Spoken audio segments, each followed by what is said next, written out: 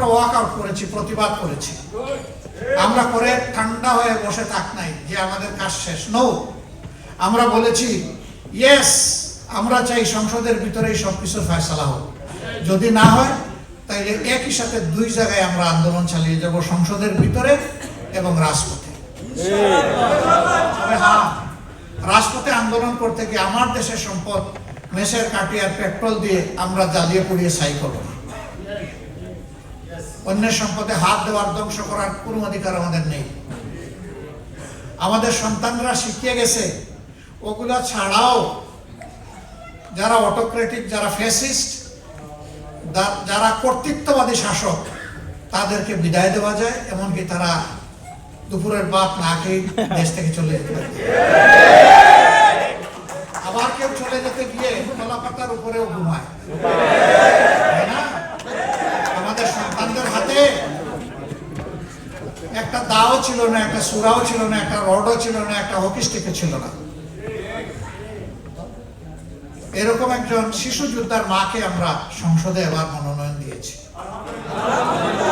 গতকাল তিনি শপথ নিয়েছেন। আমি তার বাড়িতে গিয়েছিলাম গত রমজানের আগের রমজান। একটা মসজিদে ছিলাম 10 দিন, বের হয়ে শহীদদের বাড়িতে গেলাম। তো ও বাড়িটাও গিয়েছিলাম।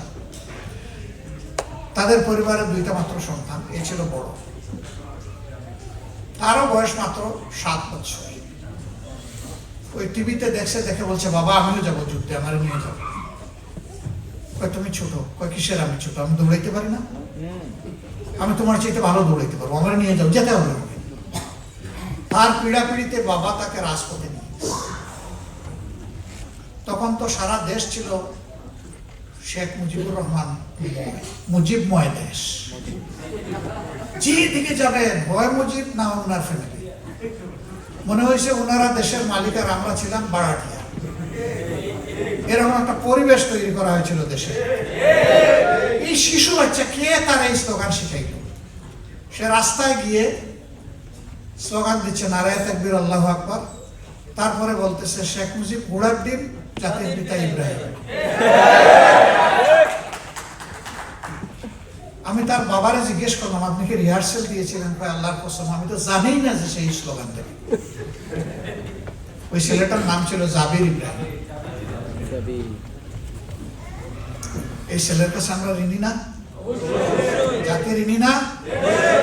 একজন মা 10 মাসের সন্তান তুলে নিয়ে রাস্তায় এসেছে। সাংবাদিক বন্ধুটি জিজ্ঞেস করেছে মা গো, এই সাংঘাতিক কাজটি আপনি করতে গেলেন কেন? তিনি বলছেন কি করেছি? বলে অবুঝ 10 মাসের সন্তান বুকে নিয়ে আপনি রাস্তায় কেন আসলেন? কি হয়েছে? অসুবিধা?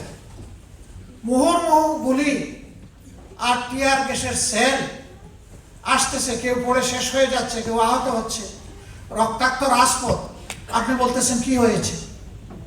এই মা বলতেছেন বাবা যদিও এরকম 10টা ছেলে আমার থাকতো আমি এর নিয়ে আসতাম না, এটি আমার একমাত্র সন্তান।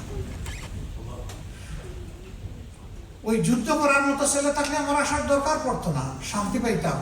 জাতির প্রয়োজনে আমার একটা সন্তান রাস্তায় হচ্ছে।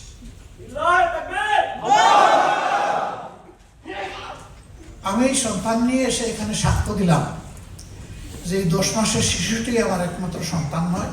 আজকে রাস্তায় যতগুলা ছেলে মেয়ে নেমে এসেছে সবগুলো আমার সন্তান।